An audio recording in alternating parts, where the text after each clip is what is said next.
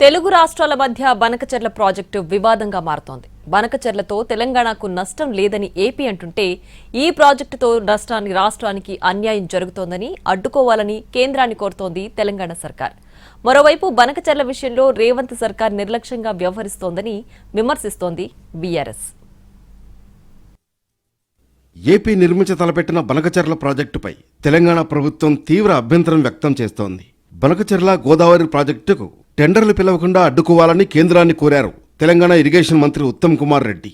జల్శక్తి మంత్రి సిఆర్ పాటిల్కు లేఖ రాసిన ఆయన ఏపీ సర్కార్ డిపిఆర్ను సిడబ్ల్యూసీకి సమర్పించకుండా చర్యలు తీసుకోవాలని విజ్ఞప్తి చేశారు.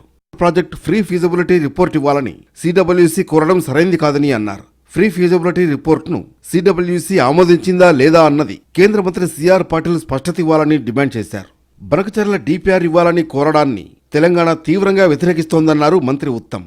ఆ ప్రాజెక్టు నిర్మాణంపై తమ అభ్యంతరాలను ఇప్పటికే లేఖలో వివరించామన్నారు. ఏపీ పునర్వ్యవస్థీకరణ చట్టాన్ని ఆంధ్రప్రదేశ్ ప్రభుత్వం ఉల్లంఘిస్తోందన్నారు ఉత్తమ్. బనకచెర్ల ప్రాజెక్టు విషయంలో రేవంత్ రెడ్డి సర్కార్ ఎందుకు మౌనంగా ఉందో చెప్పాలని ప్రశ్నించారు మాజీ మంత్రి హరీష్ రావు.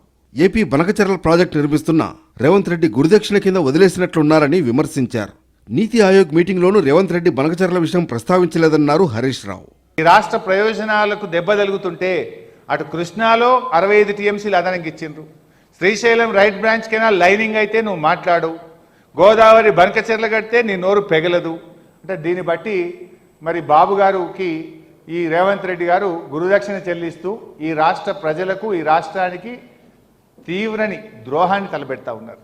బనకచెర్లతో తెలంగాణకు ఎలాంటి అన్యాయం జరగదని ఏపీ ప్రభుత్వం చెబుతోంది. సముద్రంలో కలిసే గోదావరి జలాల్ని మళ్లించేందుకే ఈ ప్రాజెక్టు నిర్మాణాన్ని తలపెట్టామంటోంది. దిగువ రాష్ట్రంగా వచ్చిన నీటిని వాడుకుంటాం తప్ప ఎగువ రాష్ట్రాల హక్కులకు ఎలాంటి నష్టం కలిగించమన్నారు ఏపీ సీఎం చంద్రబాబు. మొత్తంగా రెండు రాష్ట్రాల మధ్య బనకచెర్ల వివాదం రోజురోజుకు ముదురుతోంది.